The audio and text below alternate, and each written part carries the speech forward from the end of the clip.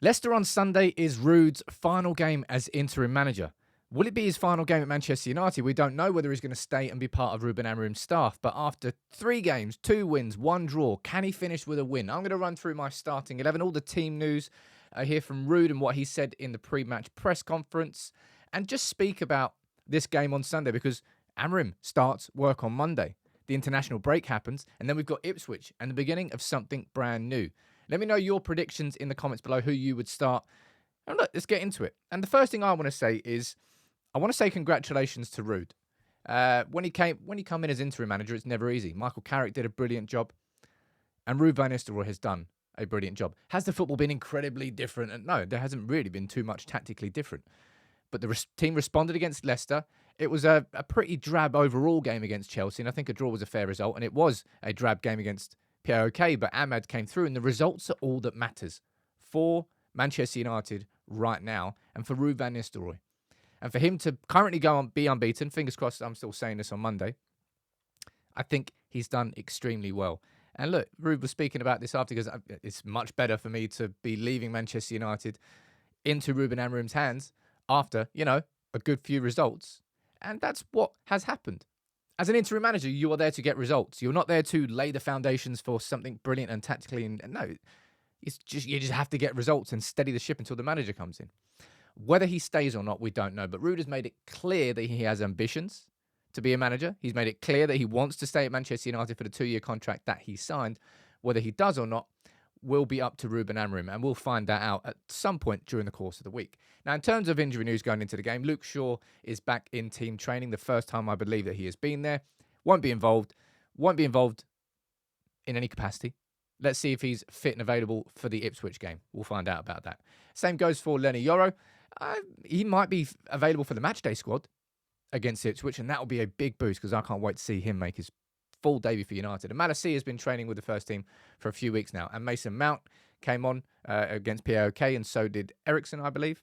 And of course, you've got Anthony there as well. All 3 of those are returned. So the squad's looking actually stronger. Now, this was the starting 11 that played against POK in midweek. And let's be totally honest, like the intensity was garbage. And if it wasn't for Ahmad, that game probably would have been a draw. But, individuals make the difference. Now, in terms of changes, there's some obvious changes that are going to happen.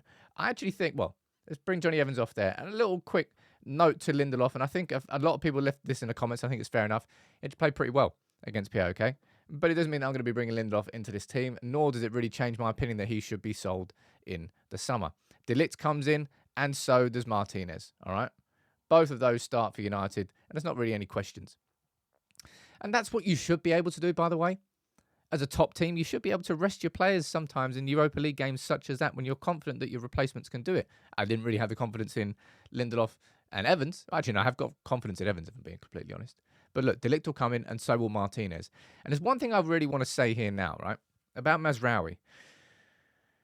Any of us who are old enough to have watched United back in the day will remember Dennis Irwin.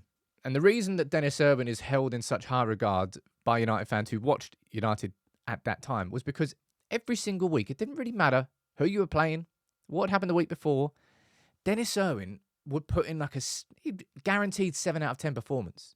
Wouldn't blow you away, but wouldn't let you down. And that's exactly how I feel about Mazraoui. Every single game going into it, I'm confident that he's going to put in a 6, 7 out of 10 performance. Sometimes it may be even better than that, but I don't think it's really going to dip and be... He's not going to put in an absolute stinker. A very good signing. And honestly, if United have a few more of those players that you could just consistently rely on putting in 7 out of 10s, you wouldn't get the mad, crazy, up and down nature of our results and our football and our performances. So all credit to Mazraoui, who has, by some margin, been the most successful signing so far this season. And not many expected that. It was a risky signing, sure, but the risk has paid off. And all credit to Mazraoui himself. Of course, comes into the starting 11, and I'd actually play him at left back. I'd rather see him there than Dalot. Personal opinion. All right, let's move into midfield. And I don't think the midfield changes, and I don't think it really needs to. I saw Ugarte's certainly coming into some criticism.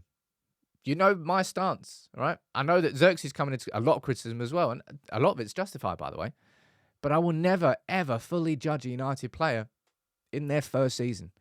And nor will I, especially right now, when we've had the season that we've had so far. The manager's been sacked, and we're about to go into a completely new regime in which Ugarte will thrive. It is an Amorim system. Some players are system players. Like when they leave a team and they play at another team, they're not quite the same player because that environment, that system, that 11, that manager all worked to make that player who he was. And maybe Ugarte was a bit of that with Amorim that's about to come back in, with the system that's about to come back in. I think we're going to see a lot more from Ugarte in a positive sense from now on, if I'm being honest. And Casemiro, with Ugarte there, said at the start of the season, Casemiro's highlights will come from him going forward and offering to United's attack. And I stand by that. So those two start in midfield for sure. Now, in attack, right, Ahmad starts. Right? I don't even need to tell you why. Of course he does. Right? Ahmad is starting out on that right wing. Whoever starts on that left-hand side, for me personally, I would go for Rashford. Garnacho got the nod midweek. Rashford and Garnacho right now, neither of them are banging form. Ahmad is in form. About the only person in our attack who has any sort of form. But I don't really mind or care who plays on that left-hand side, but I would choose Rashford. Garnacho got the nod. Switch it up. Now, Højlund, again, well, it's his second season, so it's not the same, right? But Højlund is massively struggling, and I don't expect United to all of a sudden change their style. We haven't been playing through the striker at any point this season under Erik ten Hag, and for large portions of last season, it was the same sort of frustrations that he doesn't get the ball. However, when he does get the ball, he's not doing enough. But we're about to walk into a new Amorim system. This is the last game. I imagine it's going to be another frustrating game for Højlund. I hope that he can get some opportunities. I hope his first touch doesn't elude him, but I would start Højlund ahead of Xerxes.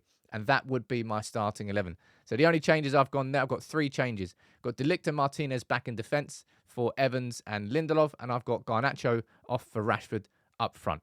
That's my starting 11.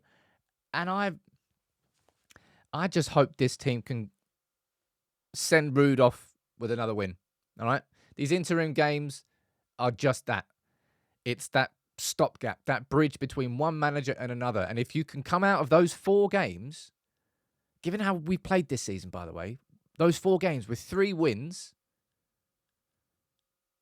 and a draw, undefeated in those 4 games, you're putting yourself in the best possible position. And I think that we all credit to Ruud van Nistelrooy and how these players have responded, I suppose. There'll be frustration saying, well, why didn't we do this earlier? But look, you saw it against Leicester in a big buzz, but then against Chelsea and against POK, it's been a lot of similarities between between Van Nistelrooy's football and Ten Hag's. My prediction, I'm going to go for a 3-1. Same prediction I put in for POK. I was wrong there because it was 2-0. I'm going for a 3-1 win for United. I hope I see it. And then the day after the game, Ruben Amorim will be landing in Manchester, going to Carrington, meeting the players, and his first day as Manchester United manager will be there. Will Ruud stay? We don't know. But even if he doesn't stay, just want to say big thanks to Ruud for the 3 games that he's managed so far, and fingers crossed he can end it with another win. What's your prediction? Leave it in the comments and make sure you drop a like on the video.